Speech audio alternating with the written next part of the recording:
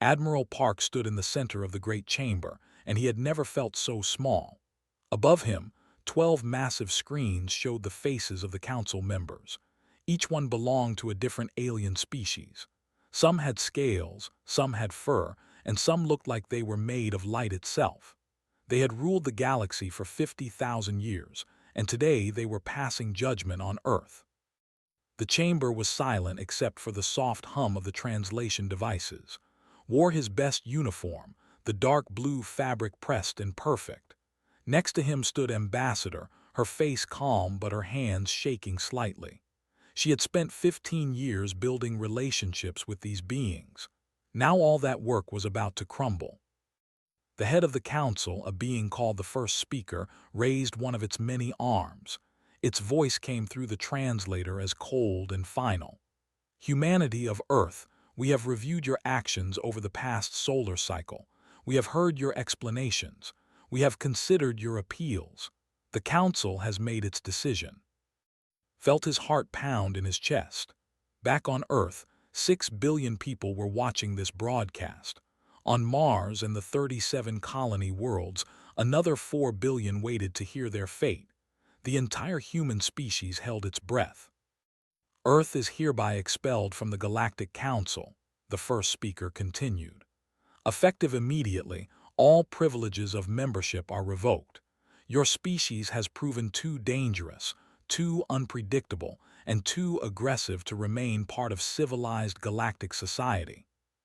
Stepped forward, her voice steady despite everything. Honorable Council, please reconsider. They attacked our colonies first. We only defended ourselves. Thousands of human civilians died before we responded. We followed every protocol, sent every distress call, and waited for council help that never came. Another council member spoke, this one with a face like carved stone. You did not wait for proper authorization. You destroyed the base. You killed their warriors. You violated the neutral trading station's protected space. The damage you caused resulted in 3,000 civilian deaths from 7 different species. They were using that station as a supply point, said, unable to stay quiet any longer. Our intelligence showed they were planning more attacks. We had to act. You chose to act, the first speaker said. That is the problem with your species. You always choose action over patience. You expand too fast. You build weapons too quickly. You refuse to share your technology with the council for proper review. You are a threat to the established order. His voice grew stronger, almost angry. The established order that lets raiders attack colonies for 6 months without response. The order that protects the powerful and ignores the weak. Maybe that order needs to change. The chamber filled with noise as the council members spoke in their own languages. The translators struggled to keep up. Finally, the first speaker raised all its arms for silence. Your exile is not negotiable, it said. These are the terms. You have 6 months to abandon all colonies outside your home system. All your warp gates will be disconnected and dismantled. You may keep your planets in the Sol system only. No trade with any council species. No contact with any member worlds. Any human vessel found outside the quarantine zone will be destroyed without warning. This exile is permanent. The words hit like physical blows. 6 months to evacuate billions of people. 6 months to abandon everything humanity had built among the stars. He thought of the families on New Sol, the farms on Nova Terra, the mining operations in the asteroid colonies. All of it gone. You're condemning us to slow death, he said quietly. Earth is already overcrowded. We can't support 10 billion people in one system. You should have considered that before you acted with such violence, the stone-faced council member replied. Perhaps this will teach your species humility. The screens went dark. The judgment was final. There would be no appeals, no second chances, no mercy. And stood alone in the empty chamber. For a long moment neither spoke, then laughed, but it was not a happy sound. 15 years of diplomacy, gone in 15 minutes. What do we tell them? Asked. How do we explain this to everyone back home? We tell them the truth, said, her voice hardening. We tell them the Council was never really our ally. They tolerated us when we were useful and threw us away when we became inconvenient. They walked back to their ship in silence. The station around them was full of aliens from 100 different worlds, all going about their business. Some stared at the two humans with what might have been pity. Others looked away quickly, as if exile was contagious. On the ship, they made the announcement to Earth, watched the screens as the news spread across the planet. First there was shock, then anger, then riots in every major city. People poured into the streets, some crying, some screaming, some just standing in stunned silence. President Han appeared on the global networks within an hour. She was 70 years old, gray-haired and tired-looking, but her voice was strong. Citizens of Earth and all our colonies, she said, today the Council has shown their true face. They do not want partners, they want servants. They do not value justice. They value control. But humanity did not crawl out of the caves, cross the oceans, and reach for the stars just to bow to masters who never earned our respect. Watched as the president continued. We have 6 months to bring our people home. It will be hard. It will test everything we are, but we will survive this. We always have. And one day we will show them that they made a terrible mistake.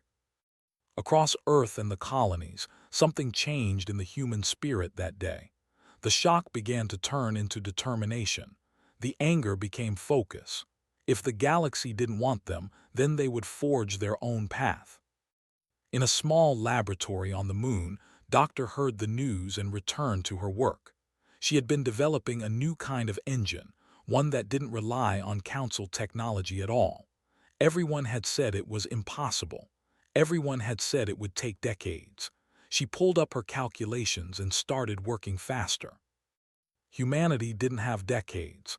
They had 6 months to save themselves, and after that they would need every advantage they could create. The Council had meant the exile as a punishment, as a cage to hold them.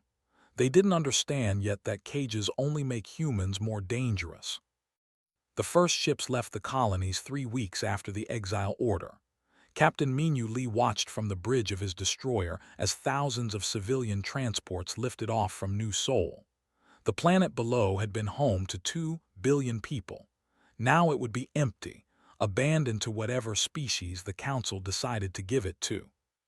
His communications officer looked up from her station. Captain, we're getting reports of Council ships near the mining stations at Gamma 7. They're trying to seize our equipment. Minyu felt anger rise in his chest. The Council was like vultures, picking at the bones before the body was even cold. How many ships? 3 cruisers.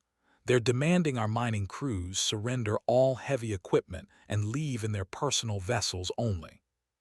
That equipment is worth billions, Minyu said. Those crews needed to set up new operations in Sol system, set course for Gamma 7, maximum speed. His first officer hesitated. Sir, the Council said any resistance would be considered an act of war. They already declared war on us, Minyu replied. They just used lawyers instead of guns, but if they want the guns, we'll give them that too.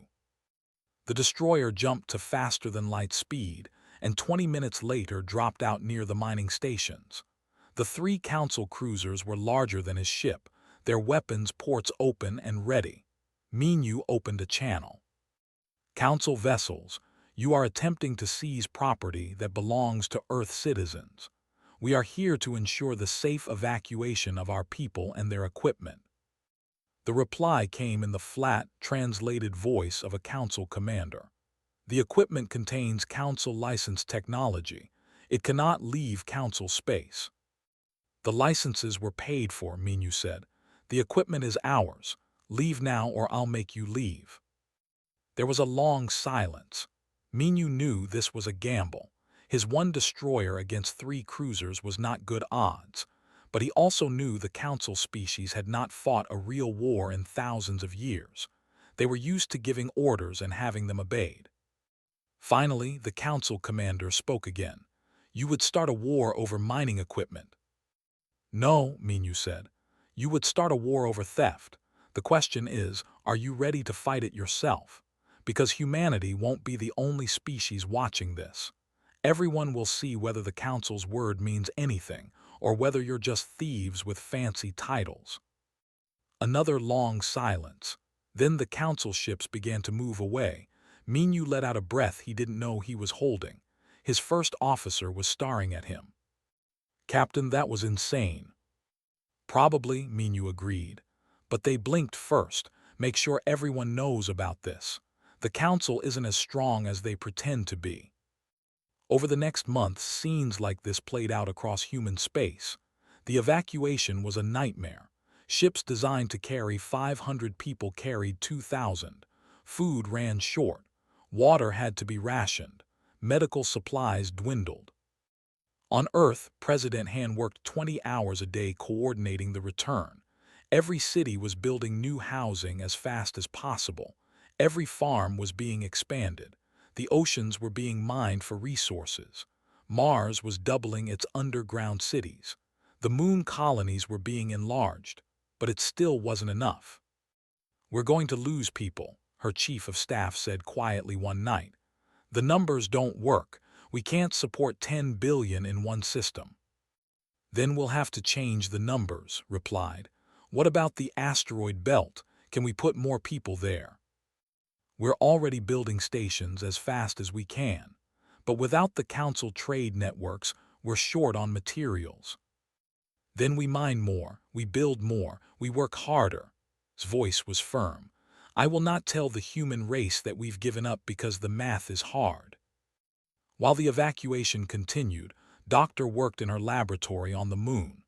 Her team of 30 scientists had become a team of 300 as the government poured resources into her project. They called it the skip drive, and if it worked, it would change everything. The Council controlled all faster-than-light travel through their warp gates. Every species in the galaxy used them, paid fees for them, and followed Council rules to access them. But Drive worked on completely different physics. It didn't use Council technology at all. It was pure human innovation, built on theories that the Council had dismissed as impossible decades ago. "We're ready for the first test," her lead engineer said. It was 3 in the morning, but no one in the lab ever seemed to sleep anymore. They had built the drive into a small probe. If it worked, the probe would jump 100,000 kilometers in an instant. If it failed, the probe would explode, or possibly create a small black hole, or fold space in ways that would be very bad for the moon. Initiated the sequence. The probe's energy readings climbed. The countdown reached 0. The probe vanished. For 5 seconds, nothing happened. Then sensors 100,000 kilometers away detected the probe's signal. It had worked. They had just jumped through space without using a single piece of Council technology. His team erupted in cheers. Someone was crying. Someone else was laughing hysterically. Just stared at the data, her hands shaking. They had done it. Humanity had just broken free of the Council's technological chains. By the end of the 6 months, the last human colonist left the last colony. Earth and Mars were bursting with refugees. The asteroid belt was now home to 3 billion people in hastily constructed habitats. Living conditions were terrible. Food was basic. Privacy was non-existent. But everyone was alive and everyone was together. President Han gave a speech that was broadcast to every human settlement. 6 months ago, the Council tried to put us in a cage. They thought we would break. They thought we would beg to come back. But look at what we've built. Look at what we've survived. We did this without their help, without their technology, without their permission. She paused and her expression hardened. "Now I want to tell you something that most of you don't know yet. Doctor and her team have created something remarkable. We now have faster-than-light travel that doesn't need Council warp gates.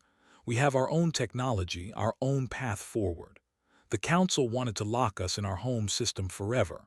Instead, they've just made us independent." Across human space, people looked up from their difficult lives and felt something they hadn't felt in months: hope. In the darkness beyond Council space, ships were already moving. Small vessels with skip drives, crewed by volunteers, heading into unexplored regions. They were looking for worlds that the Council had never bothered with, places too harsh, too remote, or too dangerous for the comfortable Council species to settle. These worlds would be perfect for humans, humans who had learned to survive anything, humans who had been pushed out of the comfortable regions and told to die quietly. Instead, they would build something new in the darkness. Captain Minyu Li, promoted to fleet commander now, led the first major expedition. 20 ships, 10,000 colonists, and enough supplies to start over. They jumped past the Council's border patrols like ghosts, their skip drives leaving no trace for Council sensors to follow. They were heading to a system with 3 barely habitable worlds orbiting a dying star. The Council had surveyed it once and marked it as worthless. Minyu looked at the scanned data and smiled. To the Council, it was worthless. To humans who had just survived the impossible, it looked like home. The exile was supposed to be humanity's end. Instead, it was becoming their beginning. Commander Shin stood on the bridge of the colony ship Frontier Dawn and watched as the new world came into view. It was not a beautiful planet. The sky was a sickly yellow color from the dying star. The oceans were brown with mineral deposits. The land was mostly rock and ice. The Council had named it Worthless 17 in their database. Thought it was perfect. Begin landing operations, he ordered. Get the construction crews down first. I want basic habitats ready before nightfall. His second officer looked worried. Commander, the radiation levels are higher than predicted. We'll need to reinforce all the shelters. Then we reinforce them, said simply. This is our world now. We'll make it work. Over the next weeks, the colony took shape. It wasn't pretty. The buildings were made from local rock and recycled ship parts. The farms were in underground caves where they could be protected from radiation. The water had to be heavily filtered. Every breath of air had to be processed. But it was theirs, and no Council member could take it away. More ships arrived every week. Some came from Earth, but others came from independent human groups who had refused to return to Sol system at all. They had hidden in the dark spaces between stars, waiting for a chance to start over. Now Skip Drive gave them that chance. Engineer had an idea that changed everything. She had been working on mobile space stations, habitats that could move if they were threatened. But she realized they could be more than that. They could be cities in space, capitals for the new human civilization that was spreading through the unexplored regions. The first Haven station took 3 months to build. It was a massive ring structure, 5 kilometers across, that could house 100,000 people. But more importantly, it had its own power generation, food production, and manufacturing. It didn't need to orbit a planet. It could go anywhere. This is incredible, Admiral Park said when he came to inspect it.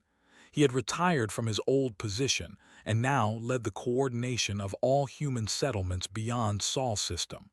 How many more can we build? As many as we have resources for, replied. And with the skip drive, we can move them to wherever they're needed. If the Council ever finds us and attacks, we can just relocate. They can't cage what they can't catch. The settlements operated under a new system of government. They called it the Frontier Accord. Every settlement had its own local leaders, but they all agreed to help defend each other. Resources were shared in emergencies. No human colony could be abandoned, no matter how remote or dangerous. Captain Minyu Li, now in charge of the defense forces, trained the new generation of soldiers. These weren't like the old Earth military. They had learned to fight in ways the Council had never seen. They used the skip drive for hit-and-run tactics. They built weapons using human physics that the Council couldn't detect or counter. They were fast, adaptable, and dangerous. The Council thinks we're hiding in the dark, scared and broken, Minyu told his officers. Let them think that. We're not hiding, we're preparing. Trade networks began to form, but not with Council species. There were other races out here beyond Council space. There were an insect-like species that the Council had rejected for being too aggressive. They were thrilled to meet humans and immediately wanted to trade. The crystalline Vex had never joined the Council in the first place, preferring their isolation. They saw humans as interesting and potentially useful partners. Even some Council species began secretly trading with humans. There were always those who put profit above politics. Ambassador, who had never given up on diplomacy, cultivated these relationships carefully. She couldn't change the Council's mind, but she could build bridges with individuals. 5 years after the exile, humanity had established 47 settlements beyond Sol's system. The population in the frontier was now 500 million. They had their own economy, their own military, their own way of life. Earth and Mars remained home for most humans, but these frontier worlds were becoming something else. They were becoming the future. President Han, now older and grayer, gave another speech. The Council tried to kill us slowly by cutting us off from the galaxy. Instead, we've grown. We're stronger now than we were as their junior members. We don't need their approval anymore. We don't need their permission. We are free in a way we never were before. But freedom came with dangers. Council patrol ships began finding human settlements. At first, they just sent warnings. Then they began trying to enforce the quarantine. A Council cruiser found a human mining operation in an asteroid field and demanded they leave.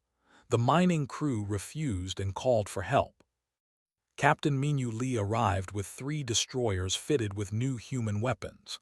The Council cruiser was larger and more heavily armored, but it had been built for intimidation, not real combat.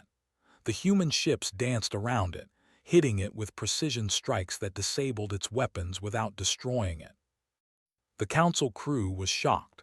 They had expected humans to either run or die.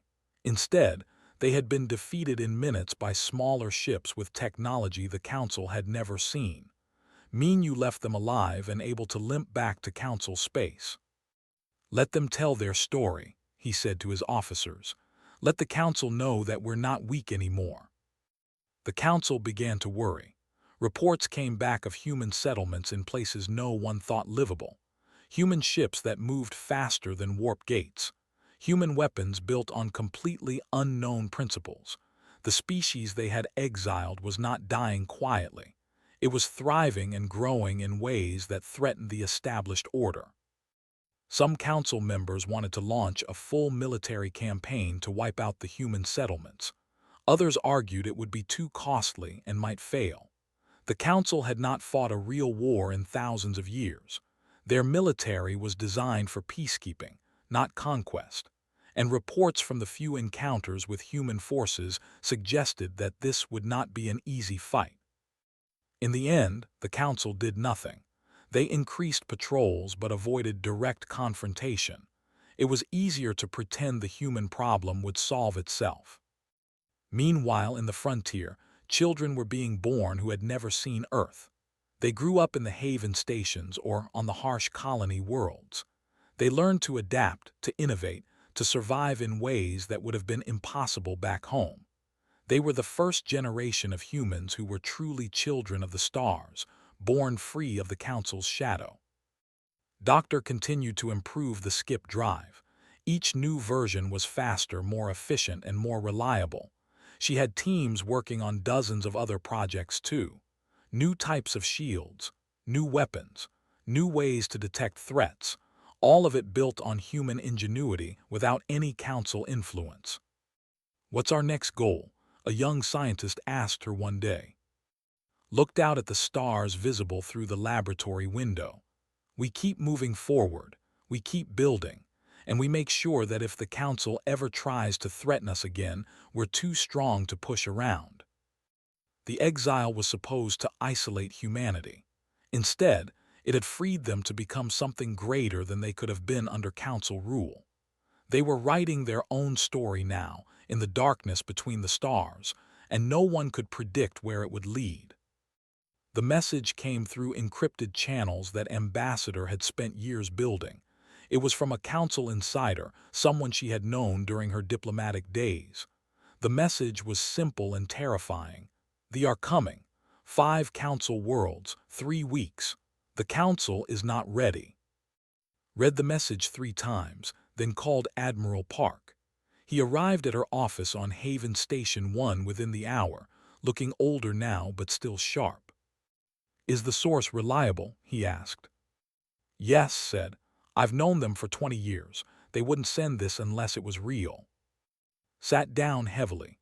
The same raiders who started all of this.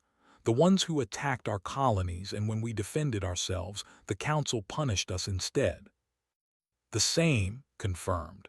"And now they're going after council worlds. According to my source, they have been building their forces for years. They know the council military is weak. They're planning a massive assault on 5 different worlds at once." And the council is doing what? Arguing about it, apparently. Some members want to negotiate. Others want to increase patrols but don't want to seem militaristic. They're paralyzed by their own bureaucracy. Stood and walked to the window, looking out at the stars. "We should let them burn. They exiled us. They left us to die. Now they're facing the same enemies they ignored when those enemies attacked us, and they want help." "They haven't asked for help," said quietly. "My source sent this as a warning, nothing more. The council hasn't contacted us at all." "Good, because my answer would be no." His voice was hard. "We don't owe them anything." Nodded slowly. "I know, and you're right, but there are millions of civilians on those worlds. Children, families, people who had nothing to do with our exile. Do we let them die just to prove a point?" Turned to look at her. "You think we should help them, after everything?" "I think we need to decide what kind of species we want to be," said. "The council became weak because they cared more about control than justice. They became cold because they cared more about rules than people. If we let innocents die because we're angry at their government, how are we any better?" Captain Minyu Lee had a different reaction when he heard about the situation. He was training a new squadron of pilots when called him. "Absolutely not," Minyu said immediately. "We're not the council's security force. They kicked us out. They can solve their own problems." "It's not about the council," replied. "It's about the civilians who are going to die." "And what about our civilians? Every ship we send to help the council is a ship that's not protecting our settlements. We have 47 colonies to defend, Admiral. We can't spare forces for a rescue mission." Was quiet for a moment.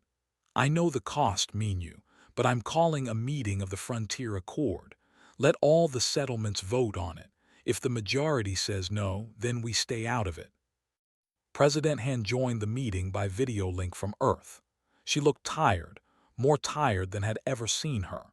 She was 77 years old now and had spent the last 8 years rebuilding human civilization. "I understand the anger," she said to the assembled leaders. "I feel it too.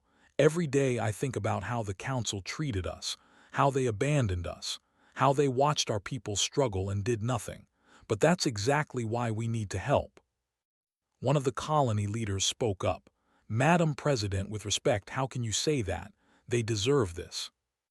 "The council leadership deserves it," agreed. "But the billions of people on those worlds, the children in their schools, the farmers in their fields, they're just trying to live their lives. They didn't exile us. Their government did. If we let them die, we become the thing we hate.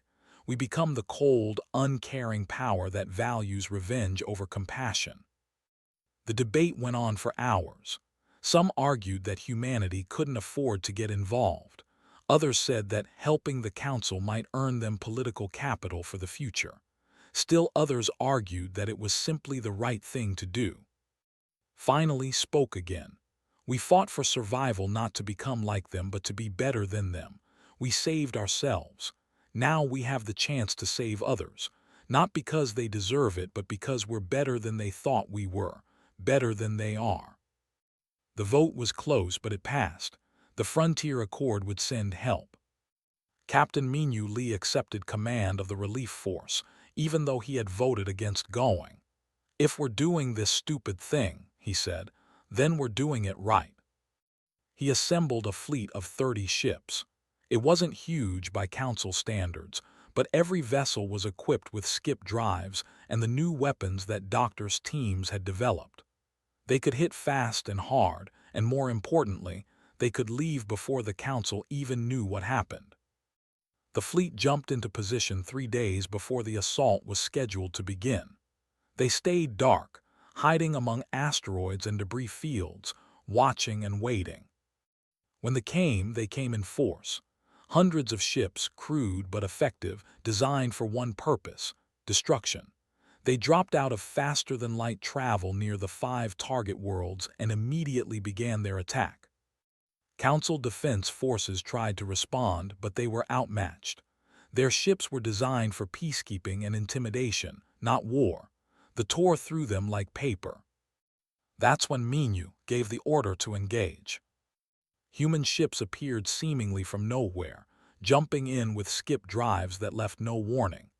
They hit them from 6 different angles at once, targeting command ships and supply vessels.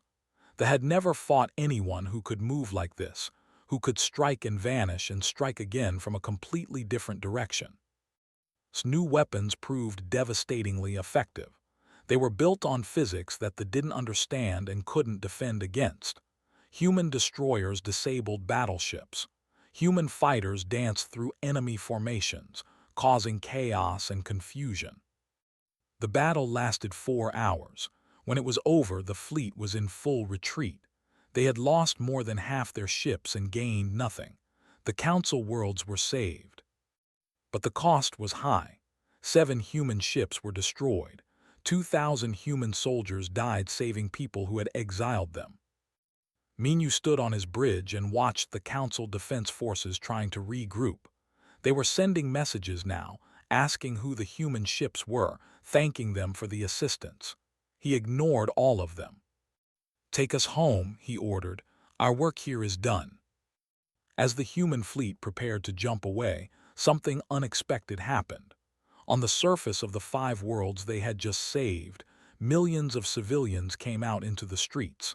They had seen the battle from below. They had watched human ships fight and die to protect them.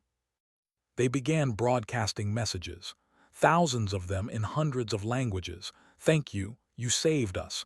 We're sorry for what they did to you. Thank you." Minyu read the messages as they poured in. His expression didn't change, but, watching from Haven Station 1, saw the captain's shoulders relax slightly. "Well," Minyu said quietly, "maybe it wasn't a complete waste after all." The human fleet jumped away, leaving the Council to deal with the aftermath. But something had changed. The species that the Council had tried to exile and forget had just saved millions of Council citizens. The species they had called too dangerous had proven they were also capable of great compassion. And in the halls of the Council chambers, where 12 species had ruled for 50,000 years, cracks were beginning to show. The Council chambers were in chaos. 4 species had already withdrawn their membership, declaring the ancient organization obsolete. 2 others were demanding immediate reforms. The system that had ruled the galaxy for 50,000 years was collapsing. Ambassador watched the proceedings from the visitors' gallery. She had been invited back, not as a member but as an observer.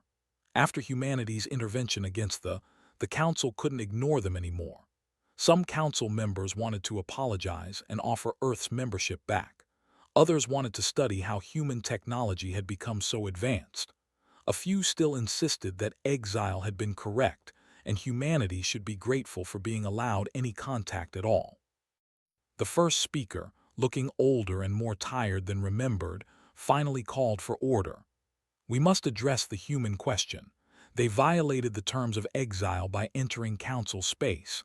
However, they did so to save Council citizens. The law is clear, but the situation is unprecedented." A Council member from one of the species that had voted for exile spoke up. "They should be thanked and then told to return to their quarantine. The exile stands." "The exile is a joke," another member replied. This one was from a younger species that had only joined the Council 30 years ago. Humans now control trade routes in the frontier. They have technology we don't understand. They have alliances with species we rejected. The exile didn't weaken them. It freed them from our oversight. Now they're stronger than half the Council members and they owe us nothing. Then what do you propose? The first speaker asked tiredly. I propose we acknowledge reality. The Council as it exists cannot survive. We need a new system, one that doesn't rely on ancient species holding veto power over everyone else, one that treats all members equally. The chamber erupted in arguments. The old guard was horrified. The younger members were excited, watched and said nothing. She had learned patience over the years. On Earth, President Han was meeting with Admiral Park, Captain Minyu Lee, Doctor, and other human leaders. They were discussing what came next. The Council is dying, said. The question is what replaces it. Something better, replied. Something fair, something that doesn't give permanent power to whoever was there first. You think they'll actually change? Minyu asked skeptically. These species have ruled for 50,000 years. They're not going to give up power just because we ask nicely. They're not giving up power, said, looking up from her tablet. They're losing it. 4 species already left. 6 more are threatening to. The Council's authority was always based on everyone agreeing to follow it. Once that agreement breaks down, they have nothing, just words and empty threats. So we wait for them to collapse, Minyu asked. No, said firmly. We offer them an alternative, something that preserves the good parts of the Council while fixing the broken parts. We show them what could replace it. Over the next weeks, human diplomats and Council reformers worked together on a proposal. They called it the Galactic Assembly. The principles were simple. Every species had an equal vote, no permanent members with veto power, laws applied to everyone equally, military action required 75% approval, and most importantly, exile was prohibited. Disputes will be resolved through arbitration, explained to a gathering of Council species. No species can be cut off from the galaxy just because they disagree with the majority. We all remember what happened to Earth. That should never happen to anyone again. The old Council members hated it. This proposal would end their dominance. They would become equal to species they had always considered inferior. But they also saw the writing on the wall. More species were leaving every week. The young races were organizing without them. If the old Council didn't adapt, it would simply be replaced by something else. The debate took months. There were threats, walkouts, and dramatic speeches. But slowly, the votes began to shift. Species that had been allies for thousands of years split on the issue. New alliances formed. Finally, the day came for the final vote. The question was simple: dissolve the old Council and form the new assembly, or maintain the current system. Every Council member species got 1 vote, equal to all the others. The result was close but clear. The old Council was dissolved. The new Galactic Assembly would take its place. On Haven Station 1, humans celebrated quietly. They had not sought revenge on the Council. They had not tried to conquer or dominate. Instead, they had built something better and convinced others to join them. We changed the galaxy, Doctor said too. They were in an observation deck watching the stars. We did, agreed. The question is whether we can keep it changed. Old habits die hard. There will be species who try to abuse the new system, just like they did the old one. Then we stay vigilant, replied. We didn't survive exile just to let the galaxy fall back into old patterns. Captain Minyu Lee retired from active duty and became an instructor, training the new Assembly Defense Force. Officers from 30 different species learned human tactics, studied human history, and absorbed the lessons of surviving impossible odds. Minyu was a demanding teacher, but fair. You're teaching them to fight like us, one of his human students observed. No, Minyu corrected. I'm teaching them to think like us, to adapt, to improvise, to never give up. The fighting is just the application of those principles. The human colonies in the frontier didn't close down or return to council space. They remained independent, a network of worlds that answered to themselves but cooperated with the assembly. They were a reminder that there were alternatives to the old ways, that species could thrive without surrendering their freedom. Commander Shin became governor of the frontier territories. He built a network of trade routes, defense agreements, and cultural exchanges that connected the scattered human settlements. His children would grow up speaking 5 languages and knowing a dozen different alien species as neighbors and friends. Engineers' haven stations became symbols of the new age, mobile cities that went wherever they were needed, helping with disasters, facilitating trade, or serving as neutral ground for negotiations. She had designed them to escape from council control. Now they were tools for building something better. President Han gave one final speech before retiring. She was 80 years old, and she had led humanity through its darkest time and into its new beginning. When the council exiled us, they thought they were ending our story, she said. But they were really just turning the page. We had been following their rules, using their technology, seeking their approval. The exile forced us to find our own path. It was painful. It was difficult. Many suffered, but we came out stronger. She paused, looking at the camera with eyes that had seen so much. Now I want to tell you what comes next. The assembly is not a return to the way things were. It's a step forward into something new. Humanity will be part of it, but we won't dominate it. We'll be one voice among many, and that's as it should be. What we learned in exile was not that we're superior to other species. We learned that we're capable of more than we thought.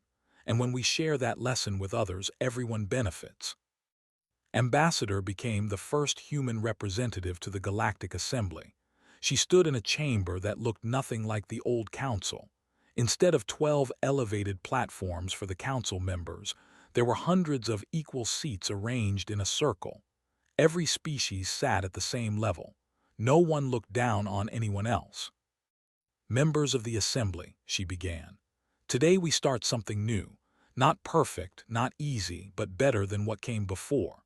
The old council exiled Earth because we refused to follow their laws. So we made better ones. Not because we're smarter or wiser, but because we learned the hard way what happens when power is concentrated in the hands of the few. She looked around the chamber at the representatives from dozens of species. Some had been council members. Some had been outsiders. Some, like had been rejected just as humans were. We wrote these laws in our own words, continued. Laws that protect the weak as well as the strong. Laws that require justice, not just order. Laws that recognize that exile is not punishment, it's abandonment. And we will never abandon each other again. The Assembly approved its first resolution unanimously. It was simple and direct. A formal apology to humanity for the exile, acknowledgement that it had been unjust, and a promise that such action would never be taken again. Watched the vote from Earth. He thought about standing in the old council chamber 8 years ago, listening to the exile verdict. He thought about the evacuation, the struggle to survive, the long climb back to relevance. Now here they were, not just restored but instrumental in creating something better. Do you think it will last? A reporter asked him. Considered the question carefully. Nothing lasts forever, but this has a better chance than the old council did. It was built on the principle that no species is superior to another, that cooperation is stronger than domination, that justice matters more than tradition. Those are good foundations. And if it fails, then we rebuild, said simply. That's what humans do. We get knocked down, we get back up, and we try again. The council tried to teach us our place. Instead, they taught us that our place is wherever we choose to stand. Years passed. The assembly had its problems, its arguments, its failures, but it endured. Species that had been enemies became partners. Technology was shared more freely. New worlds were explored and settled with proper agreements this time, not conquest or abandonment.